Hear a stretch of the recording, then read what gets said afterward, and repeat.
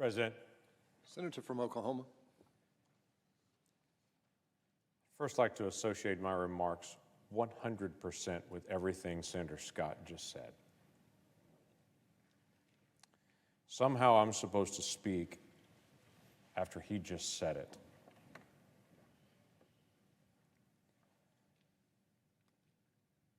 The frustration that I've had over the past couple of days is we've worked very hard on pulling the legislation together. We've talked to people all over. I've talked to people all over Oklahoma, of all backgrounds. Talked to members of the community, talked to law enforcement, talked to leadership in law enforcement. We've worked to be able to build a coalition of ideas, of things that would pass. Answering the question that Tim Scott started with, could we pull together a piece of legislation that would actually help? Not to just pass something so we can walk away, pat each other on the back and say, we passed something, knowing quietly it really isn't going to make a difference. Is there something that we could do that would actually make a difference? And over the weeks, we have worked to be able to identify what could pass, what could make a difference, what answers the question that everyone's asking. We actually didn't look whether it was a Republican or Democrat idea. We just asked the question, what would make the difference? Because I don't believe equal justice under the law is owned by a party. But it's been fascinating to me, the questions that I've had over the past couple of days. As members of the media would quietly pull me aside and would say, hey, are Republicans going to be able to pass a bill on race? Because quietly they're asking the question, you know, all those Republicans are racist. Are you going to be able to pull something off? That's really what they're saying in the background. Over and over again, I've just heard it through the media and seen it put out there. You know, those Republicans are all racist. I don't think they'll be able to pass anything dealing with race.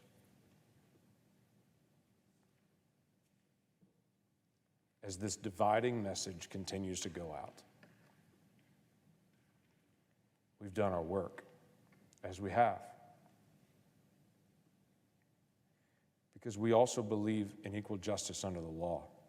And as a friend of mine said to me a couple of weeks ago, we also believe that we should continue to work towards a more perfect union. See, for me, it's not only a practical issue. It's not only a family issue. It's not only a friendship issue. It's not only a basic freedom and liberty for every individual issue. It's not just a constitutional issue. For me, it's also a biblical issue. You can go back as many pages as you want to in Scripture and work your way from beginning to the end. And you're going to find some very consistent themes. From the book of Deuteronomy, this repetitive statement about how God's affection is for equal weights and measures, and his first challenge to government, when literally the Jews are establishing their first government, God's speaking to them and saying, make sure there's equal weights and measures. It was a simple way of saying, whether you're rich or poor, whether you're a foreigner, whether you're a member, whether you're in or out, everyone is to be treated the same. Equal weights, equal measures. Find that passage over and over and over again through the Old Testament. Read it all the way to the book of the Revelation at the end. In the book of the Revelation at the end, there is this gathering around the throne that's pictured in that, at the very end, at the gathering of the kingdom of God. And as they gather around the throne, it's described as every tribe, every nation, every language, every people all gathered. See, for me, this is a biblical issue, as well as being a personal issue. But for us as a nation, it's a legal issue. And it's where we find inconsistencies of the application of the law, we are to correct it and to do what we can to be able to make it right. This bill is designed with a simple statement in mind.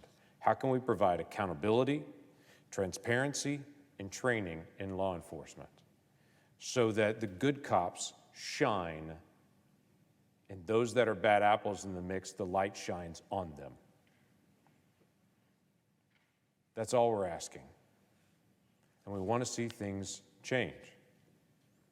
As people in my towns across my state want to see things change and want to know that this is not just a vote that's a partisan vote, that it's a vote to actually get something solved. It wasn't that long ago that this body was gathering and voted unanimously on an almost $3 trillion bill dealing with a major problem in America, COVID-19. Why don't we get together again, hash out the issues, and unanimously come to some decisions again on a major problem in America, injustice. Now, we can't pass something that bans racism. I wish we could. We would have all taken that vote. But we can't ban racism. That's passed on through families and through individuals. Children aren't born racist. They're raised racist. So families have to make a decision of what they're going to do in their family. The national conversation about race doesn't happen in this room. The national conversation on race happens in kitchens, in dining rooms. But we can do things about justice. So the simple things that we've tried to be able to gather are a set of ideas that, again, aren't partisan. They're ideas and solutions. They've come from all over the place, some Democrats, some Republicans. And we pulled these things together and we're asking a simple question. Will our Democratic members take a vote with us next week to move to this bill, to amend it, debate it, talk about it, have a real dialogue, and then pass something that we think will work? Will it look exactly like this?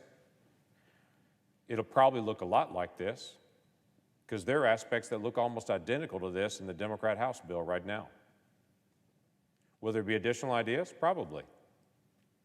Why don't we debate it and talk about it? Why don't we vote to open it up and discuss it? And why don't we actually try to solve it? There are things like if there's bodily injury or the death in police custody, that all that information's got to come in to the FBI so we can disseminate and try to get some transparency around the country. About 40% of the departments already report that, but a lot of them do not. There are a lot of places that do no-knock warrants. We really don't have any information about that. We know they're happening all over the country, and there's some conversation about maybe we should end part of it and keep part of it, and what would that look like, but we really don't have any information about it gathered, and no way to really track that. Why don't we get some information in on no-knock warrants? And so we can make a decision that's an informed decision and then act on it. Why don't we deal with some basic problems that are out there that we've seen several times in some of the worst moments? Something happens and law enforcement's not wearing a body camera, and it's one opinion against another opinion. Why don't we get more body cameras on the streets? And why don't we make sure those body cameras are actually turned on all the time? There's new technology in body cameras that actually automatically turn on when there's a call. So law enforcement doesn't have to worry about, I forgot to turn it on. It turns itself on. Why don't we incentivize that?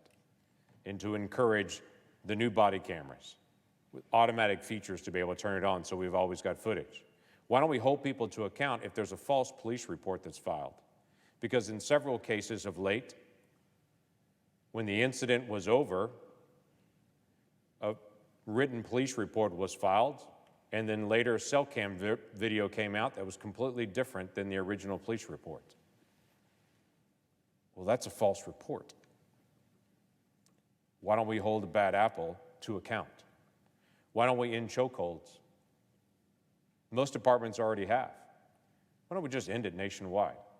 Why don't we say to departments, if you want to get a federal grant for any law enforcement purpose, you can't get that, or you get a reduced amount, or you get a big deduction unless your department has already banned chokeholds.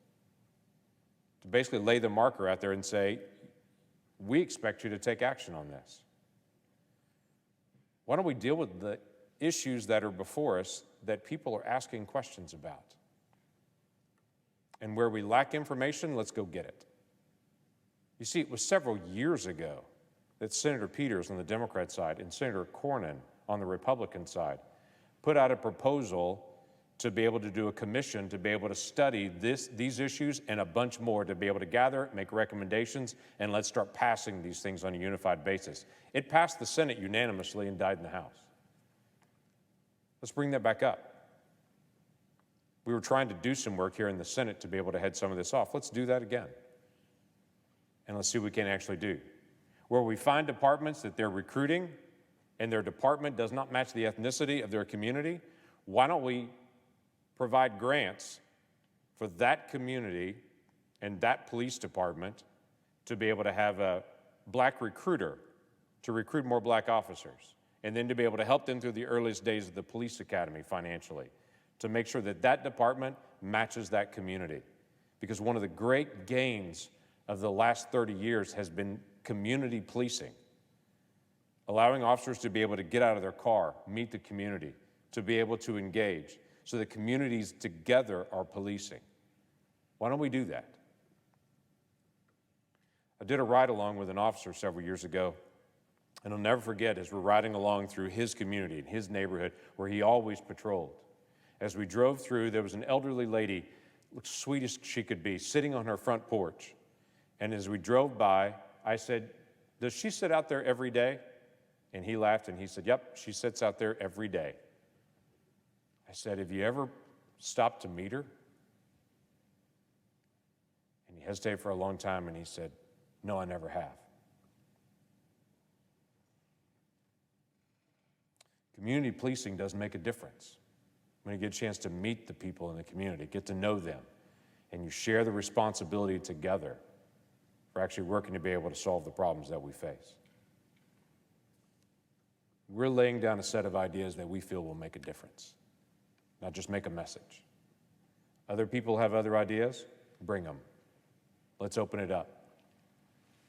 Let's not have heated debate. Let's have debate that solves a problem. And so at the end of this, we know what we're solving, and we solve it. And then we keep going. With that, I yield the floor.